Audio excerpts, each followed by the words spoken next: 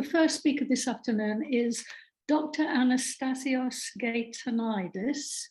I've just checked the pronunciation with him. He's a psychoanalytic psychotherapist and the director of studies on the D-Psych psychotherapy program at Metanoia. And his talk is entitled Beyond the Phallus and or the Breast, a Relational Understanding of Maleness. Thank you. And you're going to speak for 20 minutes. I think I'll give you a warning 4 minutes before the end, and then we'll have 10 minutes questions. Thanks. Thank you, Susan. And thank you for inviting me to this conference, Del and everyone else. I just wanted to start with a brief introduction of the psychoanalytic conceptions of maleness before I move into my own sort of understanding and conceptualization, contemporary conceptualization of relational male dynamics. I have written quite a lot, so I will try to speak without looking at my paper because it's quite extensive and I only have now 19 minutes. So I will produce a summary of what I have written. I think I would like to start, of course, with the primary sort of conceptualization of masculinity and maleness in terms of theorizing the phallus and theorizing Freud's understanding of that. I think primarily through the Oedipus complex, primarily Freud's theories is a kind of reaction and also complementary to Nietzsche's understanding of God is dead. We have, for the very first time, Nietzsche articulated something that was in the mind of the whole of Enlightenment, but very clearly that the traditional forms of patriarchal authority have been challenged by modernity, and you know, that God as an ultimate traditional authority has been dethroned. However, he also realized that although we killed God, we haven't killed him enough because he comes back in different guises. So Nietzsche was very aware of how these sort of remnants of God and patriarchal authority appear again and again in different guises, in different forms. So he's very critical of it. Freud's theory itself is a kind of, in many ways, is a form of revalorization of the father, of the dethroned role of the father, but also a kind of critique of it at the same time. And I will explain why. In many ways, Freud understands that the father himself has been, and his authority has been challenged, and that comes out, you know, in terms of the rivalry he experienced with the son, but also in terms of his its own sort of power has been under question. But at the same time, he's instituting the father as the authority through which the identification needs to happen. The son is identified with the father in order to be able to form his own sort of masculine identity. Now, this has come under severe criticism because the primary form of understanding there is of how this identification takes place. It happens through a form of aggressivity, a form of castration that takes place from the imaginary castration, fantasized one, that takes place in the interaction between the father and the son. And somehow the son then needs to identify with the aggressor as the father figure who holds the power, and in order to acquire this power, needs to identify with his phallic supremacy.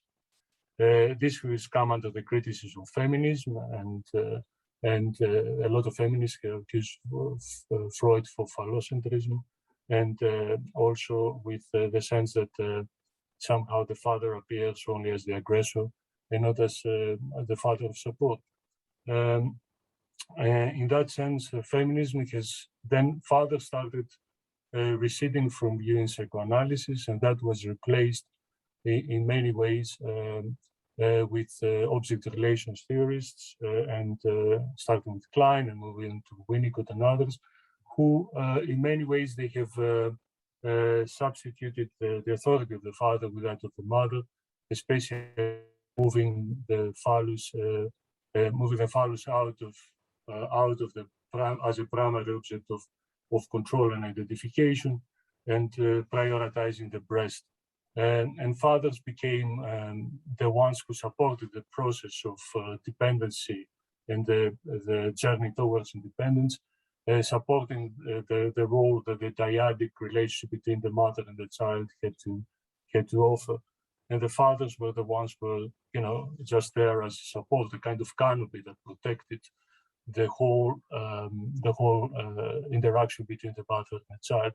So we move from the primacy of the phallus, the primacy of the castration, to the whole sort of interaction between the mother and the child, and the breast the breast becoming the primary object in this object relational sort of dimension of as a form of either form of dependency or separation, and a form of autonomy that is gained, or independence is gained from it. However, the fathers themselves, we start questioning what is the role, what is happening, what was the role of the father in that, and the most we can find is just an extension of the mother role in many respects, as if, the kind of they were mothers without breasts, really. They've been reduced to another maternal function and to reinforcing independence, mostly in this sort of view. Now, for me, there is something about the whole psychoanalytic project that is centering around this daddy, mommy, me sort of dynamic, focusing primarily on this sort of range of hierarchical relationships, vertical relationships, and ignoring the horizontal ones, especially between siblings or brothers and sisters, but also a kind of community relationships that are results of this type of idea of brotherhood or sisterhood. There is something about this daddy, mommy, me dynamic that is just playing out in different forms of even contemporary psychoanalysis, and that is part of my critique in a way of the prioritization of hierarchical and vertical over horizontal relations. Now, it doesn't mean that, of course, that the vertical relationships are non-existent, far from it, but there is something about that plays into the ideological sort of makeup of psychoanalysis and how it performs and repeats or reproduces some of these sort of hierarchical relationships. We can see that very clearly in what is used to prioritize in the myth that Freud used. But well, Freud doesn't use it as a myth, but for us, for the purpose of this presentation, I consider it as a myth, and others, of course, too, of the primal father, of the primal horde. What he accentuates is the role of the father there in the primal horde, with this primal father who has possession of all the women and all the resources of the tribe, and his sons are excluded and other males are excluded because he is the one who has control. And of course, what happens, the brothers come together, they revolt against him, and they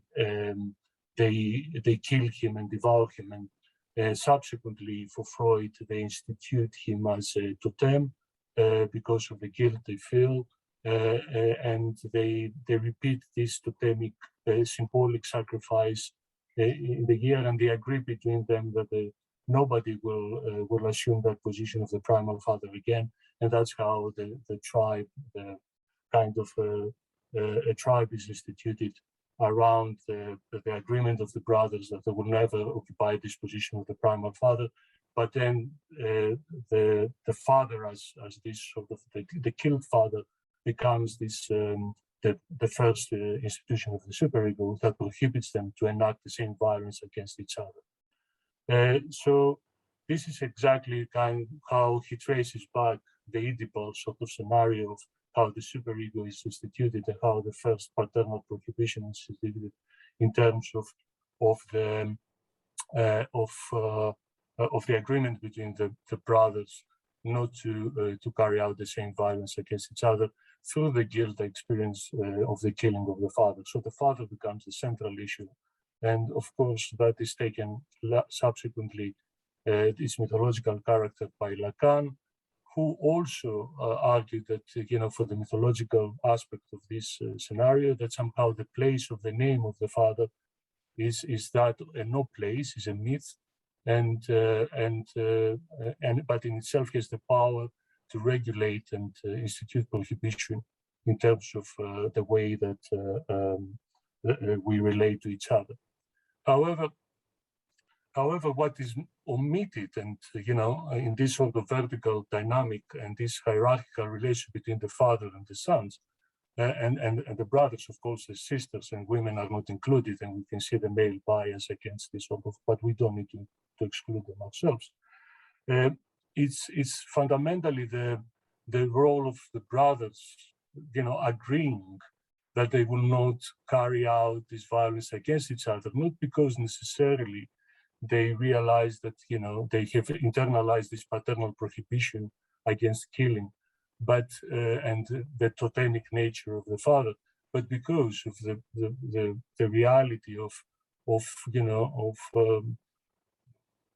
instituting a kind of bond, a bond that will form a kind of brotherhood between them, and also we are all brothers, but we will all become fathers, and we all in it together. So we need actually, we can see the foundations of democracy there, how we all come together in a way, and nobody will actually occupy this place above the collectivity. The collectivity is important, and the place above that collectivity needs to be regulated through something external, but internally we are all equal before or equal, and we have this relation with each other that escapes this violence and the violence that is being propagated through the violence of the primal father. For me, that is very important, and in many ways, the emphasis on the brotherhood and the relationship between the brothers is not something that is being picked up by psychoanalysis, because they tend to prioritize the role of the father and the role, but also what is omitted in the Lacanian version of that is by naming, by abstracting this and making the mythological place of the name of the father in a symbolic order. What is happening? The name of the father itself has no name; it becomes anonymous. It becomes a symbolic order that has no. Its power cannot be seen and cannot be visualized. It's something that is abstract and can be hidden. For me, this is itself problematic because it points to a politics also of power that remains in the dark and it can exercise its power in this invisible power without being able to be named. And for me, that is itself the Lacanian move, which is quite conservative and quite problematic, as well as the movement away from class politics, and especially the idea of the working class and the bourgeoisie, and moving away from this naming what this symbolic power is all about, and instead of being invisible, it has a clear visibility. We move into an invisible sense of power, which is hidden behind the name of the father, who remains anonymous. And people cannot, the power and the way it's exercised and the violence that this power exercises cannot be pinpointed, and we cannot name anymore who has exactly this violence. Now, for me, this is very crucial First of all, Anastasios, there's 4 minutes left, 4 or 5 minutes left. Thank you. Thank you. For me, this is very crucial because I think there is a wonderful book that came out recently by Edward Louis, who says, "Who Killed My Father?" And he states that this is the ruse of the bourgeoisie. He says there are specific people in positions of power that need to be named. They are not just the big other who commits acts of members. These people, and he goes on to name Sarkozy and Chirac and other people who passed laws, who affected his father, his working class father, and actually sent him to his death earlier. He says, I want to mention these names here because there are murderers who are never named for the murders. There are murderers who avoid this disgrace thanks to their anonymity or to oblivion. I'm afraid because I know the world acts under cover of darkness and night. I refuse to let these names be forgotten. I want to inscribe their names in history as revenge. And for me, this is, in many ways, I also wanted to mention that this movement away from class politics, and not that necessarily want us to go back to Marxist class politics, by the way, but I think there is something that we have omitted and we have reduced and excluded and pushed invisibility again, especially because we tried in a way to move away from our working class fathers or middle class fathers, and intellectuals have tried to frame to move away from the working class origins and to frame sort of questions around race, class, gender, and other sort of differences and diversities. They have omitted class as a way of leaving the fathers behind, instead of and there is an act of violence that they have enacted as a way of leaving them behind and not considering them also as people who suffer the violence of history. As they suffer the violence from the fathers, they reenacted this violence by excluding them from theory. I'm not, perhaps the point is not clear, but in some ways, I will point you to Raymond Williams' Border Country. And he's I don't know why we are not reading anymore of these people, these wonderful sort of British intellectuals who created this sort of, they talked about the British working class. And in the Border Country, in this novel, he talks about his movement away from Wales, from his working class background, and he becoming a university professor. And his father suffers a heart attack, and he doesn't have time to go back to see him, and he dies before he sees him. And he realizes that going back is not really possible. It is impossible to tear down the barriers that the years have built up, he says.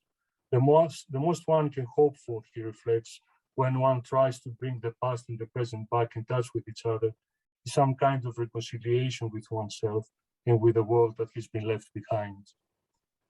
He soberly states that for him, the distance is measured and the feeling of exile is ending. He declares that by measuring the distance, we come home. The distance between him and his father, him as a university professor and his working class background. Now, is he right or is he wrong? I remain unable to decide. What I do know is that when I go to the end of the novel, to the moment when the son learns that his father has died, the father with whom he has just barely had the time to establish a relationship of affection, a relationship that had either disappeared or be forgotten, I felt tears well up in my eyes. Was I about to cry? If so, over what? Over whom? The characters in the novel? No, my own father.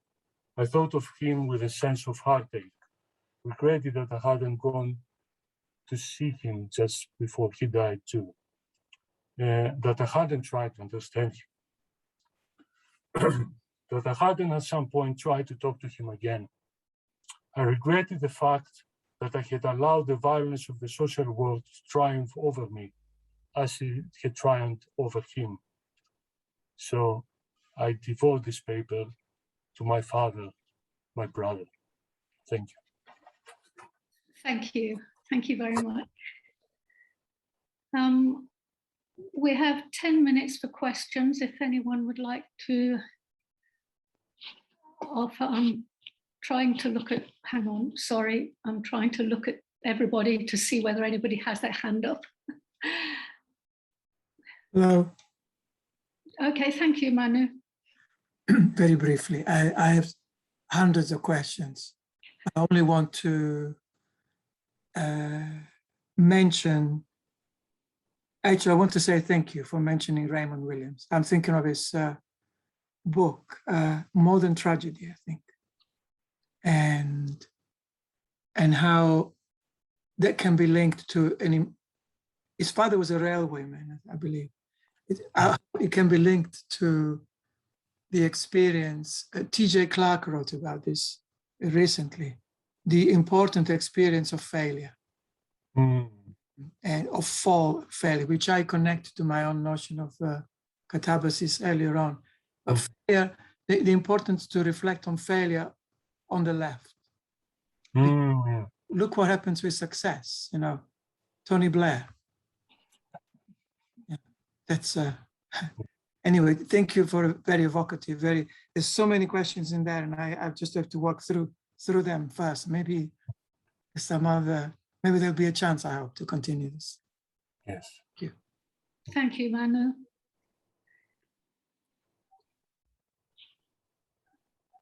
Okay, Del, thank you. You're unmuted, Del. Thank you. Perhaps a simple question, perhaps. But the invisible, could you say a bit more of when you think things are invisible, because there aren't really the words to describe them, and when they're invisible, as you're suggesting here, really as a political ideological move?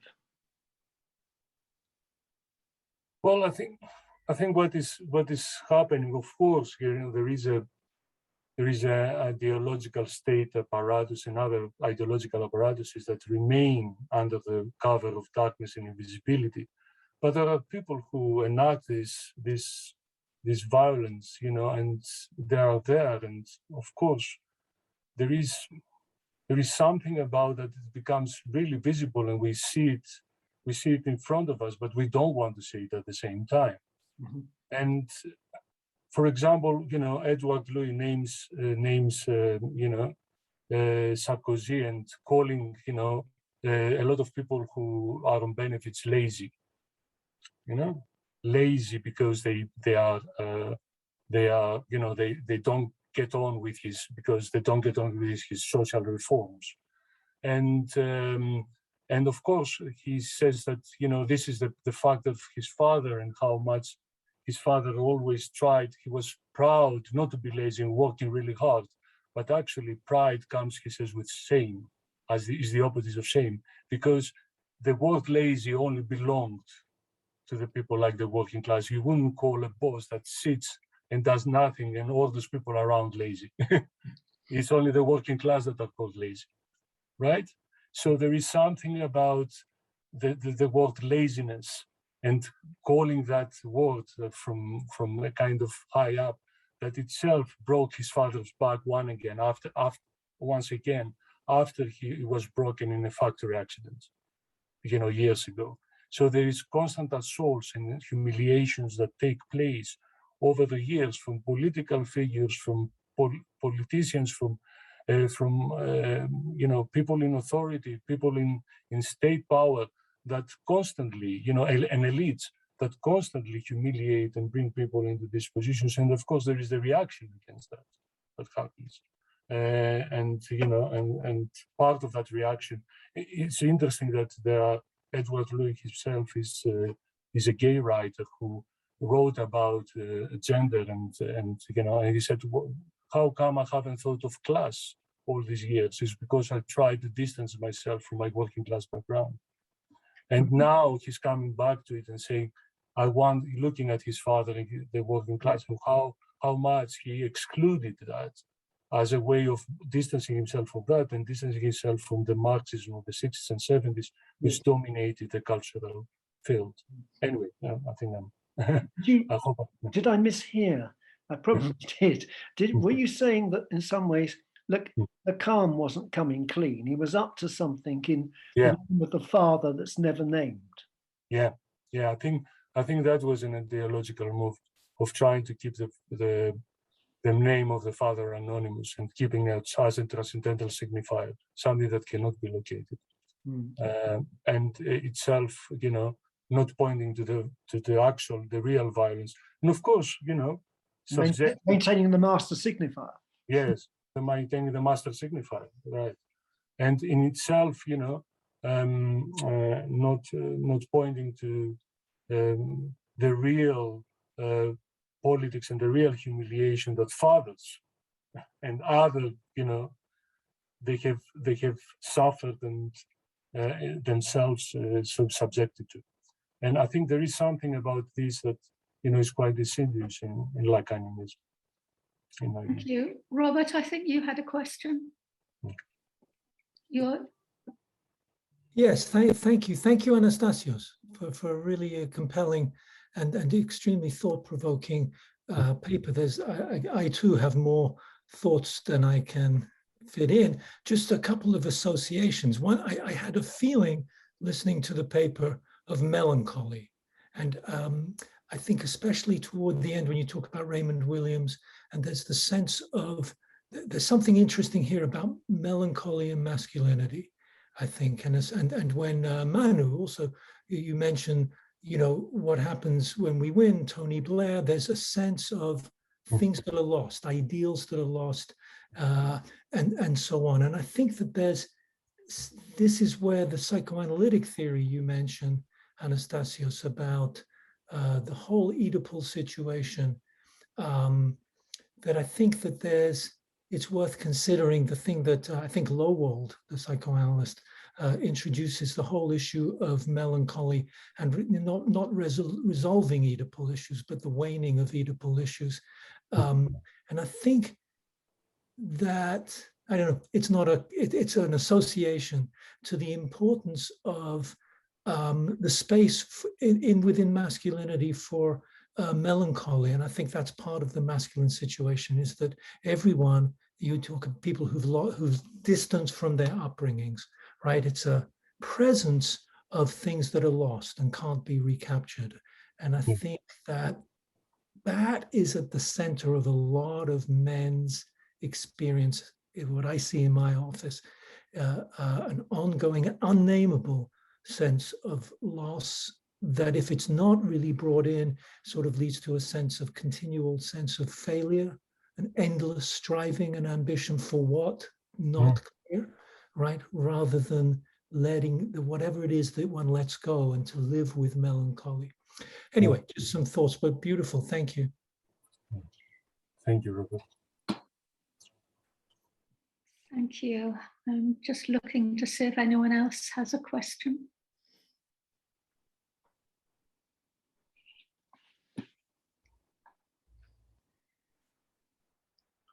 Just could I say something soon? Sorry. I'm not sure how to signal that I want to say something. Yeah, Anastasio, thank you. That was very moving, especially towards the end. And yeah, there's that kind of sense of loss and melancholy. It does seem to link with masculinity, a kind of an acceptance of something. Kind of resonates with me a bit, that.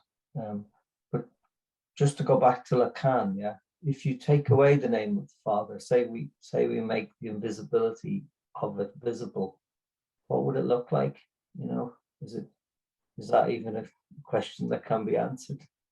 Or what could you replace the name of the father with, in a way? I think that is not the very question of replacing the name of the father with something else is come from that place of the name of the father.